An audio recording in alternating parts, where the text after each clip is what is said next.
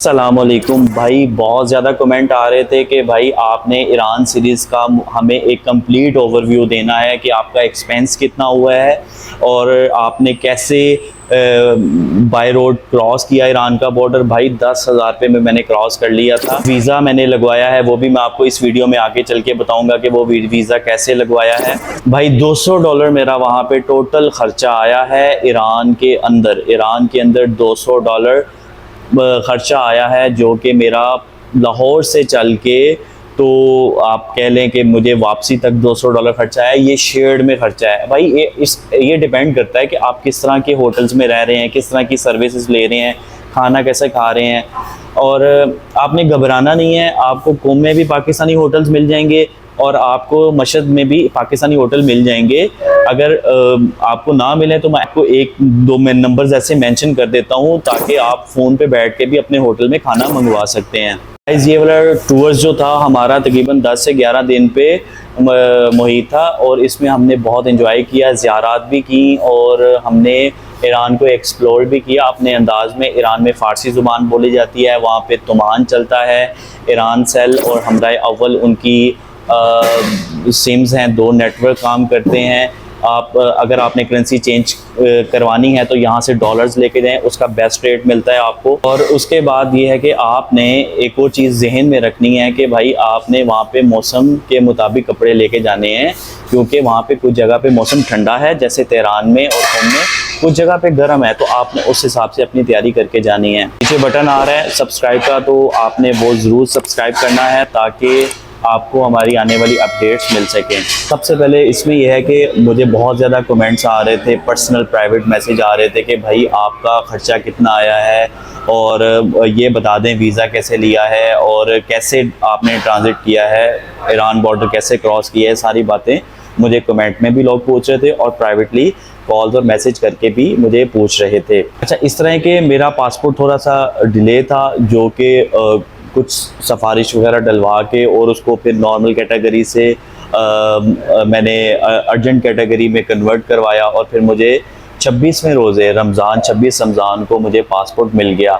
अब इस तरह था कि आगे एम्बेसीज बंद हो रही थी और नेक्स्ट डे जुम्मा था, तो मेरे एक भाई हैं वलीद भाई, और उन्होंने मुझे वीज़ा लगवा के दिया, अर्जेंटली वीज़ा लगवा के दिया। अच्छा, उसकी फ़ीस ये है कि फ़ीस के हवाले से ईरान के जो वीज़े की फ़ीस है वो 5250 रुपये जो उनकी सरकारी फ़ीस है, लेकिन अगर आप किसी एजेंट से लगवाते हैं तो वो आपको 6000, 6500, 7000 रुपये तक चार्ज करते हैं।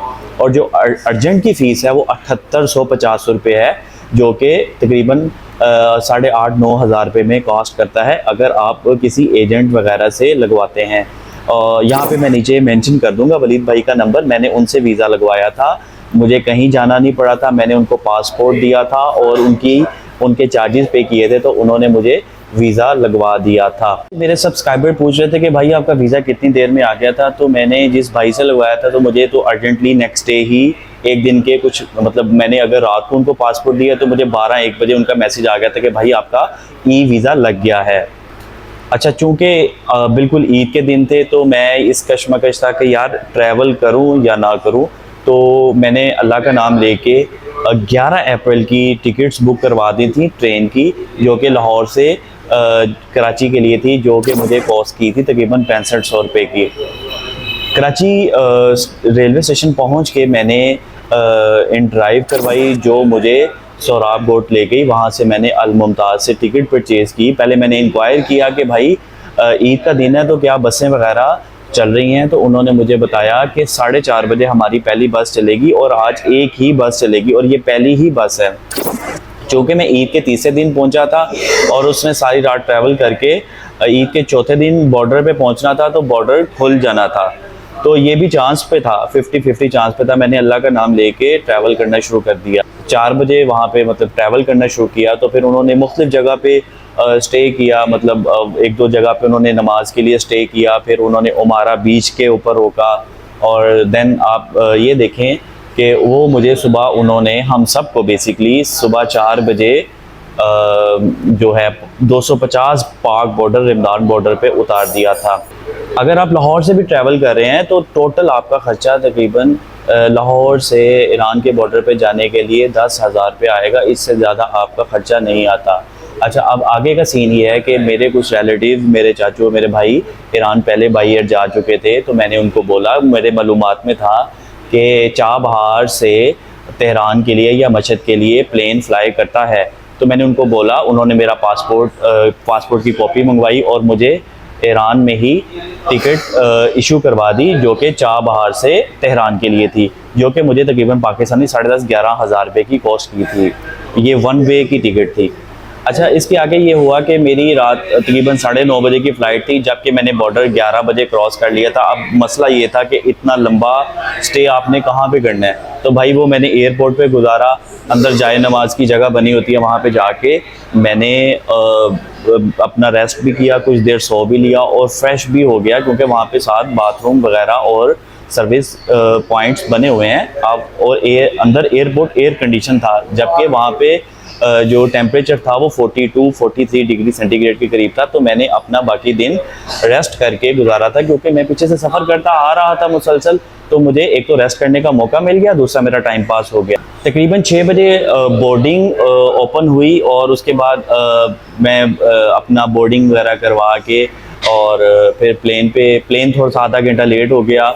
अच्छा, जब हम तेहरान एयरपोर्ट पे पहुँचे तो वहाँ पे 10 डिग्री सेंटीग्रेड था और मैं देख रहा था कि जो बाहर तेहरान का जो माहौल है वो बहुत ज़्यादा गर्म हुआ है। मतलब गर्म होने से मुराद ये है कि लोग बाहर निकले हैं और जश्न मना रहे हैं। भाई पहले तो मुझे इस चीज़ की समझ नहीं आई कि यार ये क्या हो रहा है, लेकिन मैंने जब एक दो लोगों से पूछा तो वो पता चला कि ईरान ने इसराइल पे हमला कर दिया है। अच्छा, ये एक नई टेंशन बन गई। खैर, खुदा का नाम लेते हुए जिस होटल की बुकिंग करवाई हुई थी मैं वहाँ पे चला गया। मैं रात तकरीबन 1-1:30 बजे के करीब मैंने चेक इन किया। मैं सारी रात फिर सोया, सुबह उठ के मैंने करेंसी चेंज करवाई। भाई करेंसी कहाँ से चेंज करवानी है और मुझे कितने पैसे मिले? करेंसी आपने चेंज करवानी है जी, मैदान फिरदौसी है, इनकी बहुत बड़ी मार्केट है, तेहरान शहर में वाक़या है। सबसे पहले मैंने जाके करेंसी चेंज करवाई और उसके बाद मैंने आके क्योंकि रात को मेरे पास करेंसी सिर्फ डॉलर्स में थी, तो टैक्सी वालों के साथ भी थोड़ा सा मसला हो गया था। उसको मैंने बोला था कि आप सुबह आओ, अपने पैसे ले जाओ। उसको भी पैसे पे करने थे और होटल वाले को भी कुछ पैसे देने थे। अच्छा, फिर अगले दिन हमने शाह अब्दुल अज़ीम की ज़ियारत की। मैं ईरान मॉल गया, जो कि इनका बहुत बड़ा मॉल है, बल्कि मेरे ख्याल से दुनिया का सबसे बड़ा मॉल है। आप वीडियोस में जाके देख सकते हैं। मैं इधर डिस्क्रिप्शन और ऊपर पॉइंट आपके इधर आ रहा होगा, अब मैं उस पर मेंशन भी कर दूंगा अगर आपने ईरान मॉल की वीडियो देखनी है। उसके बाद मैं बीबी शहर मानो गया। इधर सबसे अहम बात यह है कि जो आपको बताने वाली है कि अगर आप इतराफ़ की ज़ियारत करने चाहते हैं तो भाई 8 बजे से पहले आप अपने इतराफ़ की ज़ियारत मुकम्मल कर लें। उसकी वजह यह है कि ये बंद हो जाता है। तकरीबन ज़ियारत गवर्नमेंट के ऑर्डर हैं वो 8-8:30 बजे हार्डली बंद हो जाते हैं। तो मेरी रिकमेंडेशन ये है कि आप सुबह के टाइम मैक्सिमम एरियाज़ कवर करें और ट्रैवल करें। अच्छा, उसके बाद मैंने रात को ही अपनी स्नैप ऐसी एप्लीकेशन है, जैसे हमारे यहाँ पे उबर इन ड्राइव है तो वहाँ पे स्नैप है, तो मैंने स्नैप के ज़रिए गाड़ी बुक करवाई।